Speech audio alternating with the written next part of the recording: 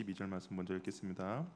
이스라엘 자손이 또 여호와의 목전에 악을 행하니라. 이스라엘 자손이 여호와의 목전에 악을 행함으로 여호와께서 모압 왕 에글론을 강성하게 하사 그들을 대적하게 하시매 에글론이 암몬과 아말렉 자손을 모아 가지고 와서 이스라엘 쳐서 종려나무 성읍을 정멸한지라. 이 이스라엘 자손이 모압 왕 에글론을 18해 동안 섬기니라. 이스라엘 자손이 여호와께 부르짖음에 여호와께서 그들을 위하여 한 구원자를 세우셨으니 그는 곧 베냐민 사람 게라의 아들 왼손잡이 에웃이다. 이스라엘 자손이 그를 통하여 모압 왕 에글론에게 공물을 바칠 때 에웃이 길이가 한 규빗 되는 좌우의 날선 칼을 만들어 그의 오른쪽 허벅지 옷 속에 차고 와 왕 에글론에 바쳤는데 에글론은 매우 비둔한 자였더라. 에웃이 곡물 바치기를 마친 후에 곡물을 메고 온 자들을 보내고 자기는 길갈 근처 돌 뜨는 곳에서부터 돌아와서 왕이여 내가 은밀한 일을 왕에게 아뢰려 하나이다 하니 왕이 명령하여 조용히 하라 하매 모셔 선지자들이 다 불러간지라. 에웃이 그에게로 들어가니 왕은 서늘한 다락방에 홀로 앉아 있는 중이라. 에웃이 이르되 내가 하나님의 명령을 받들어 왕에게 아를 일이 있나이다 하매 왕이 그의 좌석에서 일어나니 에웃이 왼손을 뻗쳐 그의 오른쪽 허벅지 위에 칼자루도 나를 따라 들어가서 그 끝이 등기까지 나갔고 그가 칼을 그의 몸에 빼내지 아니하였으므로 기름이 칼날에 엉켰더라. 에웃이 현관에 나와서 다락문들을 뒤에 닫아 잠니라. 에웃이 나간 후에 왕의 신하들이 들어와서 다락문들이 잠겼음을 보고 이르되 왕이 분명히 서늘한 방에 그의 발을 가리우신다 하고 그들 오래 기다려도 왕이 다락문들을 열지 아니하는지라. 열쇠를 가지고 열어본즉 그들의 군주가 이미 땅에 엎드러져 죽었더라. 그들이 기다리는 동안에 에웃이 피하여 돌 뜨는 곳을 지나 스아라로 도망하니라. 그가 이르러 에브라임 산지에 나팔을 불매 이스라엘 자손이 산지에서 그를 따라 내려오니 에웃이 앞서가서 그들에게 이르되 나를 따르라. 여호와께서 너희의 원수들인 모압을 너희의 손에 넘겨주셨느니라 하매 우리가 에웃을 따라 내려가 모압 맞은편 요단강 나루를 장악하여 한 사람도 건너지 못하게 하였고 그때 모압 사람 약 10,000명을 죽였으니 모두 장사여 모두 용사라. 한 사람도 도망하지 못하였더라. 그날에 모압이 이스라엘 수하여 굴복하며 그 땅이 80년 동안 평온하였더라. 에웃엔 야낙 자손 삼갈이 있어 소모는 막대기로 블레 사람 600명을 죽였고 그도 이스라엘을 구원하였더라. 아멘. 우리 옆에 분과 한번 인사 나누겠습니다. 하나님이 못 쓰실 사람은 없습니다. 예, 하나님은 우리의 약함도 다 이렇게 사용하십니다. 우리 왼손잡이 사사 에훗과 삼갈의 이야기인데요. 우리가 전도를 하다 보면 뭐 가끔 이단들을 만날 때가 있어요. 그렇죠? 만납니다. 그러면 이제 그 사람들과 이야기하죠. 대부분 이제 이단에 정말 열심인 사람들은 이런 이야기를 하더라고요. 우리 목사님 이제 이단적인 이단이 이렇게 이야기하는 거예요. 우리 목사님이 하나님께 쓰임 받아서 이렇게 부흥되고 정말 기적도 일어나고 많은 사람들이 모이고 뭔가 특별함이 있지 않냐라고 대부분 이야기를 합니다. 이제 그런 뭐 눈에 보이는 현상은 정말 그렇게 보이죠. 많은 사람들이 모이고 뭔가 있으니까 사람들이 이렇게 많이 모이고 거기에 뭐 부흥이 일어나는 것처럼 보일 수도 있습니다. 그런데 하나님께서는 오늘 말씀 우리가 보면 뭐 12절만 봐도 하나님께서 모압 왕 에글론을 강성하게 사용하시잖아요. 하나님께서는 악한 자들도 사용하신다라는 것을 우리가 보게 됩니다. 만약에 누군가 이단이 그렇게 이야기하면 이렇게 말씀하면 좋을 것 같아요. 하나님 악한 자도 사용하신답니다. 우리 목사님 그러던데요. 그렇게 이야기하면 좋을 것 같습니다. 이스라엘이 이제 온니엘 밑에서 40년간 태평을 누렸어요. 하지만 시간이 어느 정도 흘렀는지는 모르겠습니다. 그런데 이스라엘 백성도 하나님을 망각했어요. 하나님을 망각하니까 또 하나님 앞에서 이제 악을 행하기 시작했습니다. 온니엘 시대 이스라엘 악을 행함으로 하나님께서는 메소포타미아 왕 구산 리사다임을 박해를 받았던 그런 전례가 있었음에도 불구하고 하나님을 망각한 하는 일이 벌어진 것이죠. 이렇게 그 이스라엘 백성이 좀 어리석다라는 것을 좀 지적하고자 했던 것 같아요. 우리 사사기 기자를 보면 12절에 보면 이스라엘의 악행에 대해서 몇 번이나 이야기하냐, 두 번이나 이야기합니다. 그렇죠? 이스라엘 자손이 또 여호와의 목전에 악을 행하니라. 이스라엘 자손이 여호와의 목전에 악을 행함으로. 그러니까 이게 하나님이 하신 일들을 자꾸 잊어버리고 망각하는 이스라엘 백성들의 그 어리석음을 사사기 기자가 악을 행하고 있다라고 이야기를 하고 있습니다. 그러자 하나님께서는 이제 어떻게 하냐, 이번에는 모압 왕 에글론을 이스라엘의 징계의 도구로 이제 삼으십니다. 저번에도 잠깐 말씀드렸지만 사사기의 패턴이 있죠. 이스라엘 백성 하나님 앞에 범죄를 저지릅니다. 그럼 하나님께 어떻게 합니까? 징계를 내리죠. 그럼 징계를 내리면 이스라엘 백성들이 아프니까 어떻게 해요? 하나님께 부르짖어요. 용서해달라고. 그럼 하나님께서 또 그들을 용서해 주는 그런 패턴인데, 오늘도 아마 그런 패턴으로 갈 것 같아요.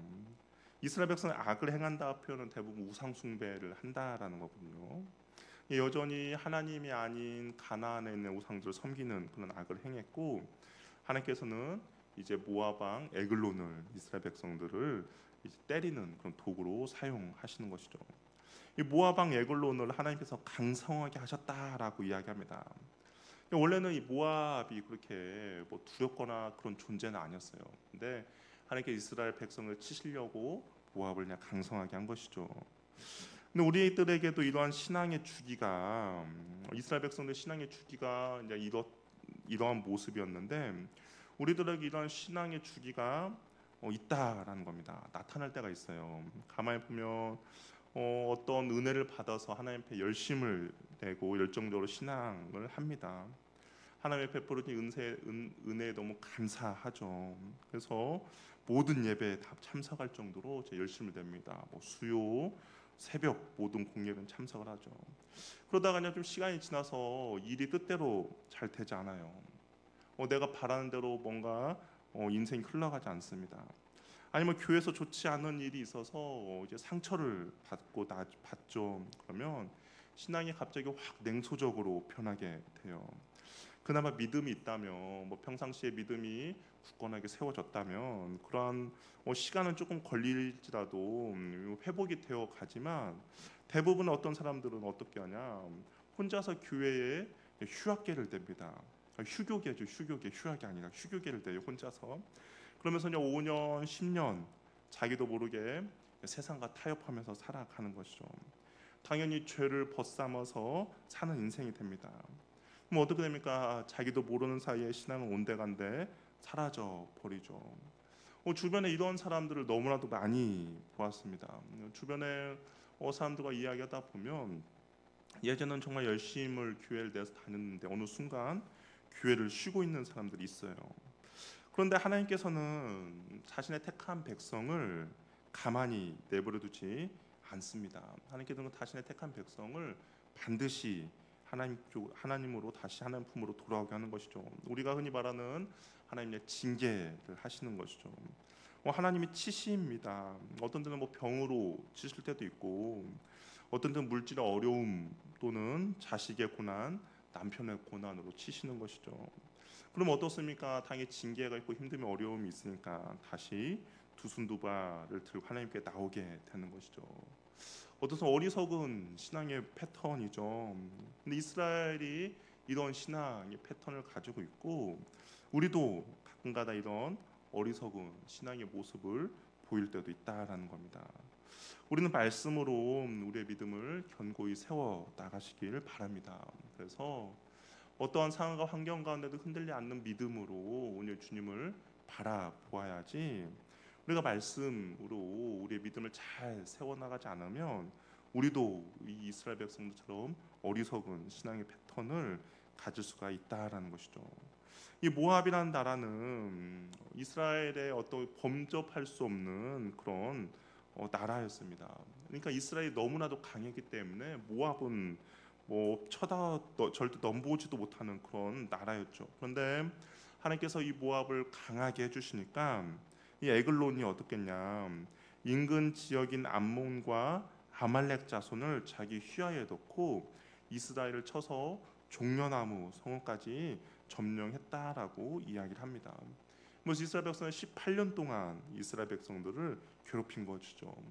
우리 사사기 처음에 나왔던 것처럼 하나님 앞에 범죄했을 때 하나님이 가나안 족속을 남겨놓고 그들이 옆구리에 가시가 되고 올무가 되어 너희를 괴롭히게 할 것이다 라고 했던 것처럼 실질적으로 이스라엘 백성들의 옆구리에 가시가 돼서 18년 동안 이스라엘 백성들을 괴롭히게 됩니다.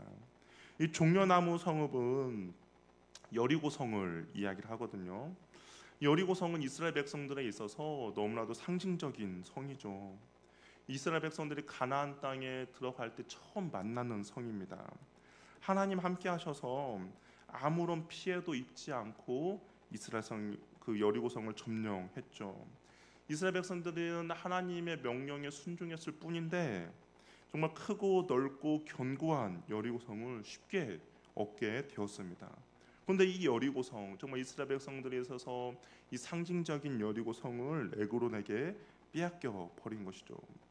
이스라엘이 자기들의 정체성을 가지고 하나님과 함께 할 때는 쉽게 얻었던 그런 성인데 하나님의 말씀에 불순종하고 자신들의 정체성을 잊어버리고 나니까 이방 나라에게 쉽게 빼앗겨 버린 성이 되어 버린 것입니다. 하나님을 잃어버리고 사는 삶은 평안함이 없죠. 그 삶 자체가 고통과 고난의 삶이라고 할 수가 있습니다. 바로 위에 우리가 12절인데 11절을 보면 하나님이 함께 하시니까 어떻겠습니까? 그 땅에 40년이 평온했다라고 이야기를 합니다. 그런데 12절 하나님 함께 하지 않으니까 어떻게 해요? 그것이 18년 동안 에글론의 힘듦과 어려움과 고난을 겪게 되는 것이죠. 그러니까 하나님과 함께하는 삶과 하나님이 함께하지 않는 삶이 어떠한지를 바로 한 절 사이를 놓고 우리가 대조적으로 볼 수가 있다는 것이죠. 에글론은 압제 가운데 이스라엘 백성들이 너무 힘들고 어려웠습니다. 그래서 이스라엘 백성들이 하나님께 이제 부르짖기 시작했어요. 우리 15절 말씀 한번 같이 읽어보도록 하겠습니다. 한번 읽어볼게요. 시작.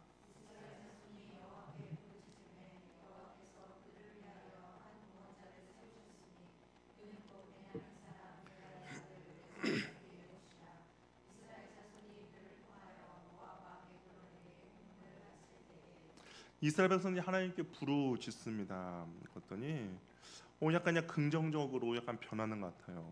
이 평안의 시작은 바로 우리가 주님을 바라볼 때 시작이 되는 것이죠. 힘들고 어려울 때 다른 것을 바라고 찾는 것이 아니라 하나님을 찾고 하나님을 부르짖을 때 하나님은 그 기도를 들어주시는 것이죠. 그리고 그 기도에 반드시 응답해 주십니다. 사람들은 평안이 없다 하여서 잠시 평안을 누릴 것을 찾습니다. 그러나 그것은 근본적인 해결이 되어주지 않아요. 진정한 평안은 우리가 주님을 찾을 때 주님 안에서 그 평안을 누리게 된다라는 것이죠. 이스라엘 백성은 하나님을 찾고 부르자 한 구원자를 세우는데 그 사람이 누구냐? 오늘 보니까 왼손잡이 에웃이다라고 이야기를 하고 있습니다. 우리가 그냥 왼손잡이라고 하니까 우리 중에도 왼손잡이 있지 않습니까? 왼손잡이라고 하니까 흔히 우리가 말하는 그런 왼손잡이라고 생각할 수도 있는데 이것은 약간 의역을 한 거예요. 뭐냐? 왼손잡이라는 이 말에 어떤 의미가 담겨 있냐면 오른손에 제한이 있는, 오른손이 묶여 있는 그런 뜻이 있습니다. 오른손에 제한이 있고 오른손에 묶여 있다는 말은 무엇입니까? 오른손이 장애가 있다라는 거예요. 그러니까 오른손을 쓸 수 없는 에훗이라고 우리가 말할 수가 있는 것이죠. 하나님은 바로 이 에훗을 들어 쓰시고자 하는 것이죠. 우리가 보통 이런 경우라면 어떻게 하겠습니까?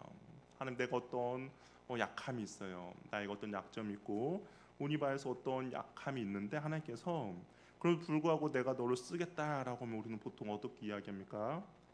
보통 못한다, 할 수 없다라고 말하는 것이 정상이죠. 멀쩡한 사람도 있는데 나처럼 장애가 있는 사람이 무엇을 할 수 있나라고 하나님께 항변할 겁니다. 그러나 에웃의 이러한 약점에도 불구하고 하나님은 오히려 그 약점을 이용해서 이스라엘 백성들을 구원하는데 에웃을 사용하는 것이죠. 어떤 사람은 이 에웃에 대해서 이렇게 이야기를 한 것을 본 적이 있습니다. 오른손을 못 쓰던 에웃이 자신의 단점 때문에 하나님을 의지했더니 주님께서는 그의 오른손이 되어 주셨다라고 평가를 해요. 그 오른손이 장애가 있어서 이거 못 쓰는 정말 어쩔 수 없는 그런 상황인데 오히려 하나님을 자신의 단점과 약점이 있어서 하나님을 의지했더니 하나님께서 그 자신의 약점에 강함이 되어 주셨다라고 이야기를 하는 것이죠. 약점이 오히려 강함이 된 것입니다. 약점을 가지고 있다는 것 때문에 절망하거나 좌절할 필요가 없다라는 것이죠. 왜냐하면 그 약점이 하나님을 더욱더 의지하게 만들기 때문인 것이죠. 그럼 하나님께서는 결국에 그 약점 가운데 강함으로 우리들에게 역사해 주시고 도와주신다라는 겁니다. 에웃은 오른손에 장애가 있었기에 몸 수색 당할 때도 유리한 점이 있었어요. 보통 오른손잡이가 흔했기에 왼쪽에 칼을 차죠. 왜냐하면 왼쪽 이쪽에 칼을 차야 오른손을 이렇게 끄집어 칼을 빼지 않습니까? 근데 예우스는 오른손에 장애가 있기 때문에 오른쪽 다리에 칼을 숨길 수가 있었습니다. 보통 사람들 그 시대에만 해도 다 오른손잡이였기 때문에 몸 수색을 하더라도 왼쪽을 수색을 했지 오른쪽을 수색을 하지 않았죠. 또한 우리가 이게 장애가 있다 보니까 어떻겠습니까? 그냥 쉽게 통과를 해 줍니다. 그래서 수색을 당함에 있어서도 그렇게 수색을 당하지 않을 수도 있고 또 왼손잡이의 칼을 빼기 쉽도록 오른쪽에 칼을 숨길 수가 있었다라는 겁니다. 예후는 약 40cm가 된 칼을 오른쪽 허벅지에 차고 모압 왕에게 공물을 바치러 갑니다. 몸을 수색을 하더라도 불편한 몸을 이끌고 온 사람이기 때문에 경계를 하지 않는 것이죠. 예전에 뉴스에 이런 기사가 난 적이 있어요. 삼성 이제 핸드폰 이게 공장에서 핸드폰이 이제 자꾸 분실이 됐어요. 혹시 그런 기사 본 적 있습니까? 핸드폰이 분실이 됐습니다. 그러니까 자꾸 이게 분실이 되고 그게 이제 시중에 유통이 되는 거죠. 그래서 이제 대대적으로 조사를 했죠. 근데 누가 그 핸드폰을 그렇게 훔쳐간 줄 아십니까? 장애 있는 그 휠체어를 타고 다니는 사람이 핸드폰을 그렇게 이제 몰래 빼간 거예요. 왜냐하면 아무래도 휠체어를 타고 거기 이제 뭐 보안 검색대 같은 데를 통과를 하는데 휠체어니까 사람들이 그냥 쉽게 그냥 검색을 강화하지 않은 것이죠. 이게 그분이 그걸 이용을 해서 이제 연구하다 핸드폰 그런 것들을 몰래 빼돌려서 반출했다라는 것이 뉴스에서 본 적이 있습니다. 이거 마찬가지예요. 에웃도 장애가 있기 때문에 그런 위험한 도구들을 가지고 다녀도 별로 이렇게 걸리지 않는 그런 상황이 된 것이죠. 그래서 그 칼을 차고 모압의 공물을 바치러 갑니다. 그리고 이제 조공을 다 바치고 나서 이제 사람을 보내고 에웃은 이제 길갈 근처 돌 뜨는 곳까지 가게 되었다라고 이야기해요.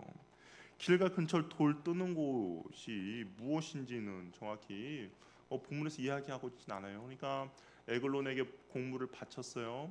그리고 나서 그냥 같이 공물 바치러 간 사람들과 같이 되돌아가는데 이 에웃이 길갈 근처 돌 뜨는 곳까지 갔다가 다시 에글론에게 돌아갔다라고 이야기를 합니다.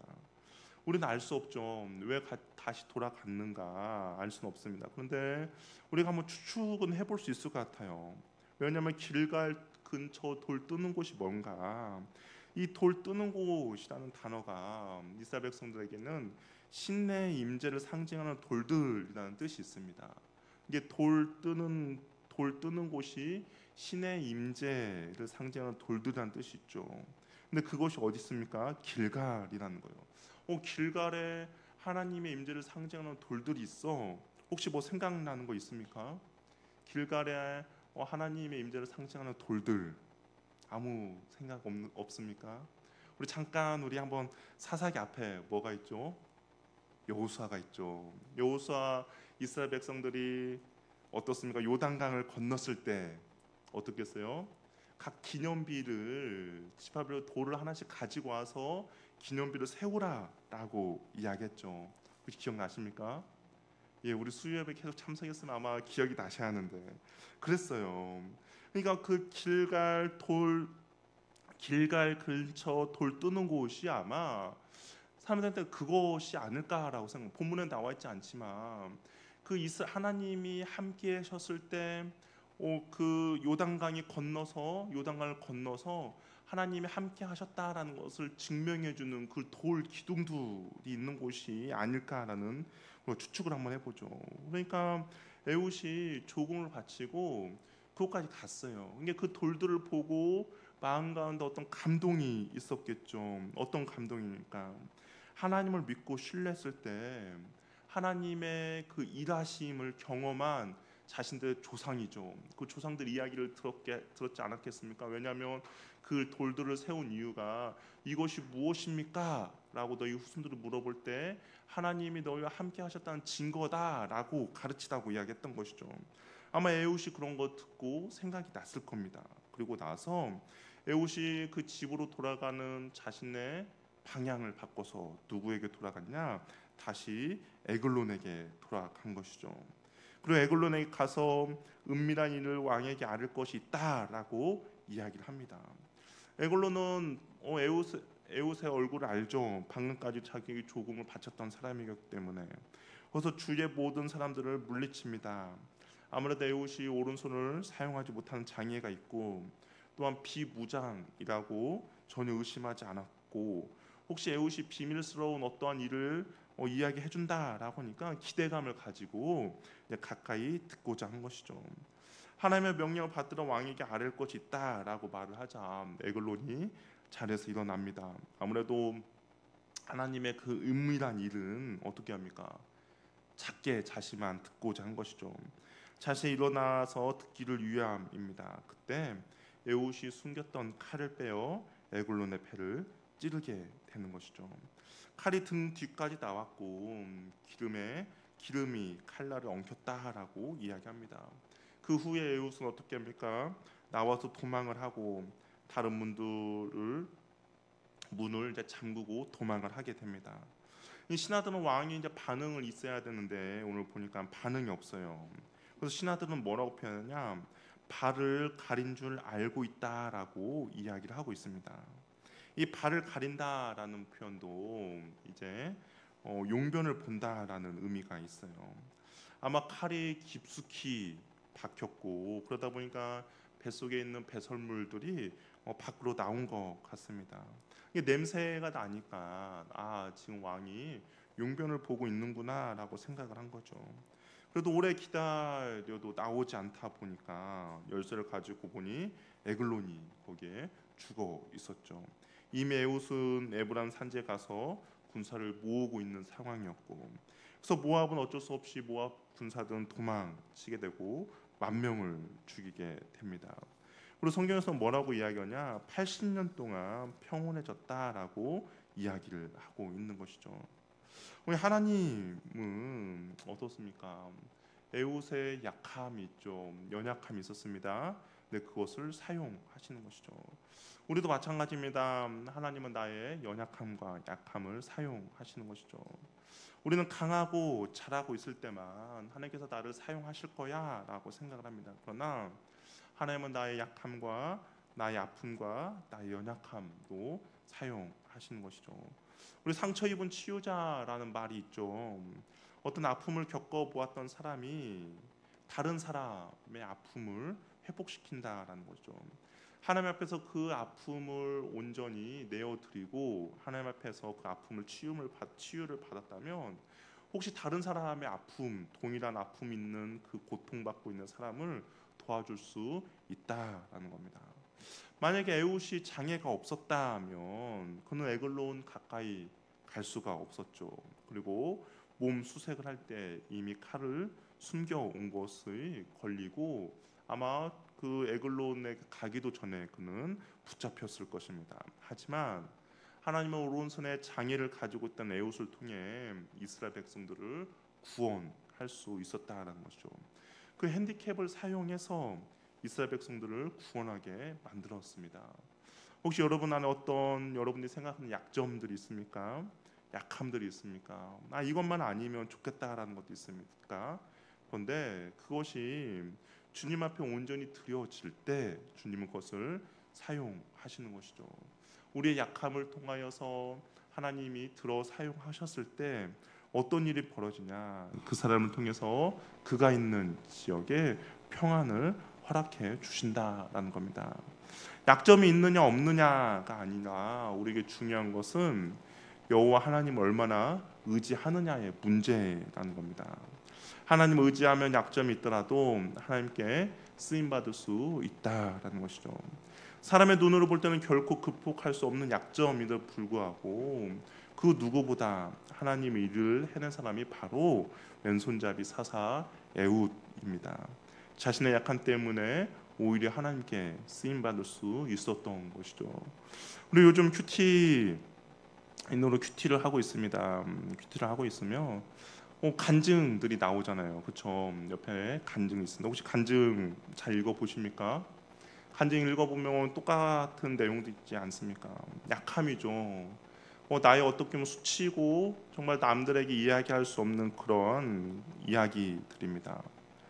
아버지는 알코올 중독이고 남편은 바람피고 자녀들은 가출하고 여러 가지 집에 정말 바람 잘 날 없는 그런 집안이죠. 정말 그런 아픔과 연약함이 있습니다. 그런데 그래서 하나님 앞에 잘 치유되고 회복되는 거 어떻게 됩니까? 그와 동일하게 아프워하고 힘들어하는 사람을 돕는 거죠. 자신의 정말 짧은 간증에도 불구하고 누군가는 그걸 가지고 힘을 내고 다시 한번 살아갈 힘과 용기를 얻게 되는 것이죠.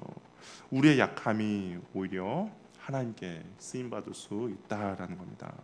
저 여러분에게도 그런 약점과 약함이 있습니다. 연약함이 있습니다. 그런데 그것이 문제가 아니라 우리가 여호와를 하나님 얼마나 신뢰하느냐, 하나님 얼마나 의지하느냐의 문제인 것이죠.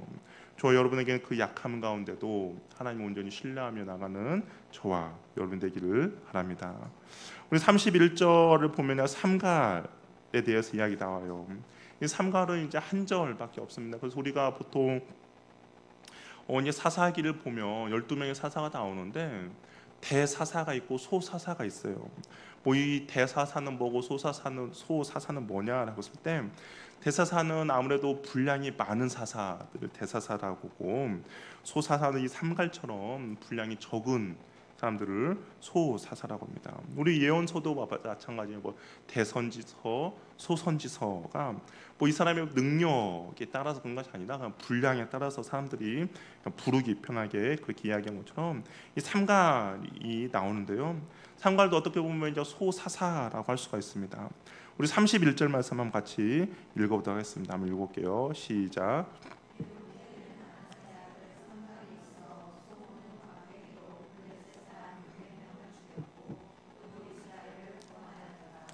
이 삼갈에 대해서는 자세한 내용이 없어요. 한 절이 전부입니다. 그래도 우리가 이 한 절을 가지고 몇 가지 생각해 볼 것도 있는데요. 이 삼갈이라는 이름은 히브리식 이름이 아닌 거죠. 우리도 이렇게 이름을 하면 성하면 한국 사람이구나 그런 아는데 특이한 성들 보면 저는 한국의 성이 아니다라고 느끼는 것처럼 이 삼갈이라는 것도 히브리의 이름이 아닙니다. 가나안식의 이름인 것이죠. 특별히 아낫이라는 이름, 그러니까 삼갈의 아버지 아낫은 가나안 여신 아낫의 이름과 동일하죠. 그러니까 우리가 한번 추측해 볼 수 있는 것은 이 삼갈이라는 사람이 만약 가나안 여신 아낙을 섬기는 집안의 출신일 수도 있고요. 그러니까 가나안에 있으면서 대대로 그 우상을 열심히 섬기는 집안의 사람일 수도 있고, 또 한편으로는 이스라엘 백성이지만 가나안에 정착을 해서 가나안 문화에 빠져서 이방신을 열심히 섬기는 출신의 집안이라고 할 수도 있는 거죠. 정확히 뭔지는 모르겠습니다. 근데 두 가지가 가능하죠. 원래는 가나안 사람인데 열심히 이방신을 섬기는 한 집안이라든지, 아니면 원래는 이스라엘 집안인데 가나안화가 돼서 그의 부모가 이방신을 열심히 섬기는 사람일 수도 있습니다.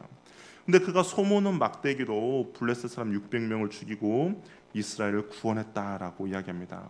이게 시골에서 농사 짓는 사람이죠. 뭐 별거 없습니다. 근데 그가 사사가 되어 이스라엘을 블레셋 손에서 구원했다라고 이야기합니다.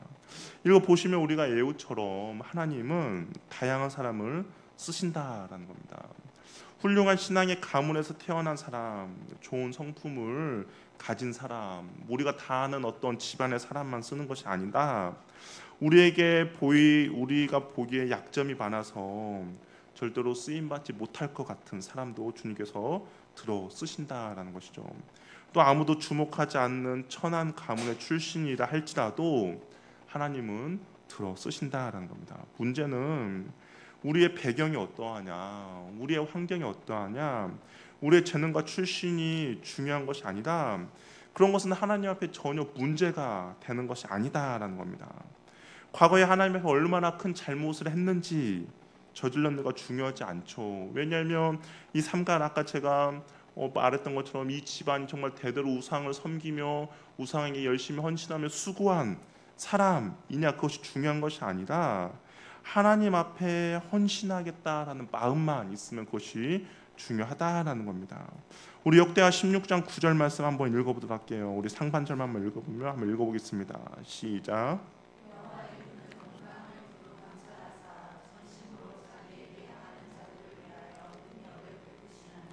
하나님이 쓰시는 사람은 그 사람이 어떤 학벌, 어떤 환경, 어떠한 재능, 어리 출신이냐가 아니라 전심으로 하나님을 향하는 자들에게 능력을 베풀어 주신다라는 겁니다. 하나님 이런 사람들을 온 땅을 두루 감찰하고 찾고 계신다라고 이야기를 하고 있는 것이죠. 하나님이 찾는 사람이 가문이 좋은 사람, 능력 있는 사람, 어떤 특출난 사람이 아니라 약점이 많고 출신이 좋지 않더라도 그 마음이 온전히 하나님을 향하는 사람, 하나님을 찾는 사람, 하나님이 나를 위해서 무엇인가 하려는 사람을 통해서 하나님이 일을 하신다라는 겁니다. 이 소문은 막대기 얼마나 형편없는 겁니까? 그럼에도 불구하고 그것이 도구가 문제가 되지 않는 것이죠. 문제는 무엇이냐? 내 마음의 태도인 것이죠. 주저주저하는 내 마음이 문제라는 겁니다. 하나님 오늘도 자신의 약함을 인정하고 하나님을 찾고 의지하는 사람, 출신이 좋지 않더라도 하나님을 바라는 사람을 주님께서는 찾으시고 그 사람을 쓰신다라는 것이죠. 저 여러분이 하나님의 손에 붙들려서 하나님께 쓰임받고 사용되어지는 사사들이 저와 여러분 되기를 바랍니다. 누구는 에후처럼 자신의 약함이 있을 거예요. 연약함이 있을 것입니다. 정말 남들에게 어떻게 보면 수치와 조롱이 되는 것이 될 수도 있죠. 또 어떤 사람은 이 삼갈처럼 과거가 정말 누구에게 말할 수 없는 그런 수치의 어떤 상황과 환경일 수도 있습니다. 그러나 하나님 앞에서는 그것이 중요한 것이 아니라 내가 하나님을 의지하느냐, 내가 마음을 하나님께 전심으로 향하고 있느냐가 중요하다라는 겁니다. 저와 여러분이 그러한 은혜가 있기를 바랍니다.